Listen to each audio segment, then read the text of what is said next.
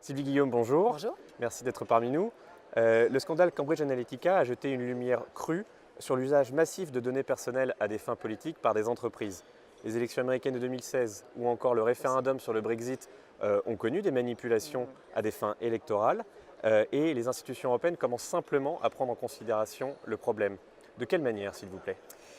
C'est vrai qu'on a été très heurtés par ce qui s'était passé, par le volume de ce que représentait le scandale de Cambridge Analytica, justement sur cette question du Brexit, qui était déjà l'objet de beaucoup de mensonges.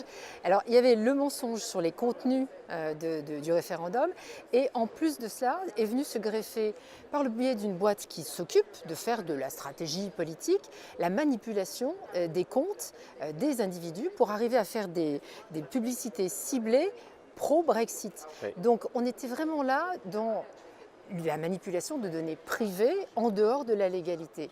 Donc ce dont on se rend compte et ce qui est très, d'une certaine manière nouveau, et je pense que c'est effectivement ça qui doit nous amener à réagir assez vite, c'est que là, on entre dans de la manipulation politique et qu'on contrevient aux règles dont l'Union européenne vient de se doter. Il y a quelques temps, c'est une application de cette année, Oui. on a le règlement général sur la protection des données qui s'est appliqué en avril. On a le règlement plus général sur e-privacy, donc toute la protection des données Oui. pour les individus. Et donc là maintenant, on a commencé à se doter de règles. Et ce qui nous a percuté, c'est effectivement cette transgression à grande échelle, puisque des millions de personnes étaient concernées. Vous le mentionnez, le RGPD, le règlement général sur la protection des données, est entré en vigueur juste après que le scandale Cambridge Analytica ne soit révélé. Est-ce qu'aujourd'hui, il nous protège d'une certaine manière vis-à-vis de manipulations comme celle-ci? C'est un règlement très protecteur, sous réserve qu'effectivement il soit respecté. Ce qui posera à terme effectivement la question des sanctions. Le RGPD, dans son texte de règlement, prévoit des sanctions pour ceux qui ne le respectent pas. Mais oui, c'est un règlement très protecteur. Il a été beaucoup travaillé. Il doit nous permettre d'avoir vraiment une ligne de conduite très claire. Il faut qu'il s'applique. Et c'est là où il faut qu'on appuie aussi, là où ça fait mal, il faut qu'il s'applique aussi aux partis politiques. Parce que là, on va entrer effectivement dans une phase de préparation des élections européennes. Et si les partis politiques s'amusent à faire un peu n'importe quoi avec ces éléments, on sera effectivement en dehors des clous. Donc le RGPD s'applique aussi aux partis politiques. Mais au-delà de ça, il faut aussi s'intéresser à tout ce qui est fake news, donc ces informations, cette manipulation de l'information. Et là, à la fois au sein du Parlement européen et dans d'autres institutions, à la Commission, on s'est aussi intéressé à cette question des fake news. Et alors, justement, plus précisément, la commission à laquelle vous appartenez, c'est celle des libertés. Il y a un pré-rapport, je crois, qui a été élaboré par M. Morest, donc le président de cette commission.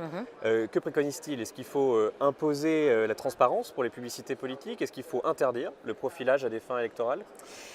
Au début, je crois qu'on s'est tous dit que la morale politique allait suffire et que si on dressait les lignes de front de ce qui doit être, ce qui est permis, ce qui est autorisé ou ce qui n'est pas permis, allait suffire.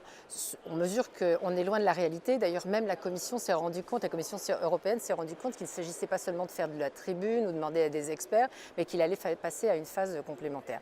Maintenant, très clairement, se pose la question de l'interdiction d'un certain nombre de publicités. Et donc, c'est dans ce sens qu'il faut aller. À la fois une phase d'incitation, de respect des règles, mais de tenir compte, effectivement, en ayant des sanctions dès lors qu'il y a une transgression de ces règles-là. L'entreprise qui est la plus dans le collimateur, c'est Facebook. Elle a énormément d'utilisateurs, comme tout le monde le sait. Mark Zuckerberg, son patron, a été auditionné par le Parlement européen, Oui. avant cela par le Sénat américain. Qu'en avez-vous pensé? Il a essayé de réagir de cette manière, de changer les pratiques de son entreprise. Cette audition était assez catastrophique, très franchement, à la fois la forme avec très peu de personnes qui pouvaient l'interroger, un système où il a pris toutes les questions et répondu derrière, ce qui veut dire en gros qu'il ne répondait à rien. C'était très très insatisfaisant, on l'a senti assez mal à l'aise. C'est pourquoi il faut fixer des objectifs à Facebook, trouver un moyen de négociation, mais sincèrement, c'est assez compliqué de contraindre une énorme entreprise multinationale comme celle-ci d'un claquement de doigts.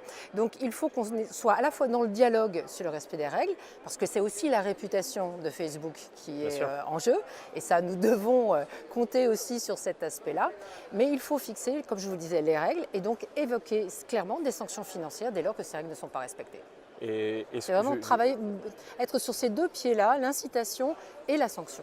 Je devine un tout petit peu la réponse à ma prochaine question, mais l'entreprise Facebook a communiqué un petit peu massivement sur la constitution d'une salle de guerre, pour reprendre son expression, pour la surveillance des élections en temps réel. Avez-vous un avis sur cette création un peu? Est-ce que c'est de la poudre aux yeux? J'attends de voir effectivement ce que ça va vouloir dire en réalité et sous ce terme guerrier, ce que ça recouvre et quels moyens se donne effectivement Facebook pour être dans les clous.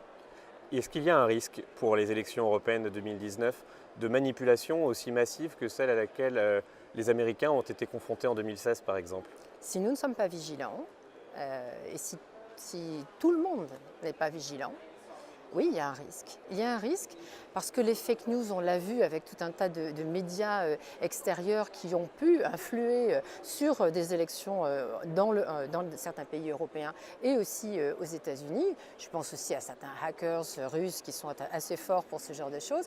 Oui, il y a un risque si on ne mesure pas, si on n'est pas tous ensemble pour combattre cela.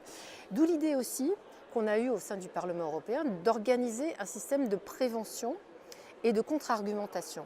On invite beaucoup, notamment de journalistes, à venir ici, à venir entendre ce que nous, on a à dire, ce que le Parlement a mis en place en termes de réfutation aussi des fake news.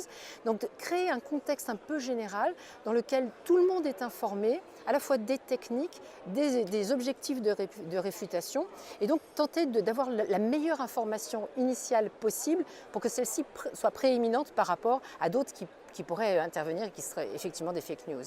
Les gouvernements ont-ils vraiment conscience du risque qui se dresse face à eux? J'espère qu'ils en ont conscience. Et vous touchez du doigt quelque chose qui est très important, c'est-à-dire qu'on réagit, on agit, on réagit, on prévient au plan des institutions européennes avec toute la complexité que je vous ai indiquée, que ce soit à la Commission ou au Parlement et ces différentes étapes. Mais on ne peut rien faire si effectivement au plan des États membres, eux-mêmes ne sont pas dans cette démarche à la fois de réfutation et de contrôle de ces informations et de prise en compte des règles. Donc il faut, quand je dis que tout le monde doit s'y mettre, c'est toutes les institutions, tous ces acteurs dans le système d'information qui doivent être prévenus et informés. Et à terme, il faut qu'on soit très très clair aussi vis-à-vis des citoyens parce que c'est à eux d'être effectivement les mieux informés sur cette affaire. Je vous remercie. Merci.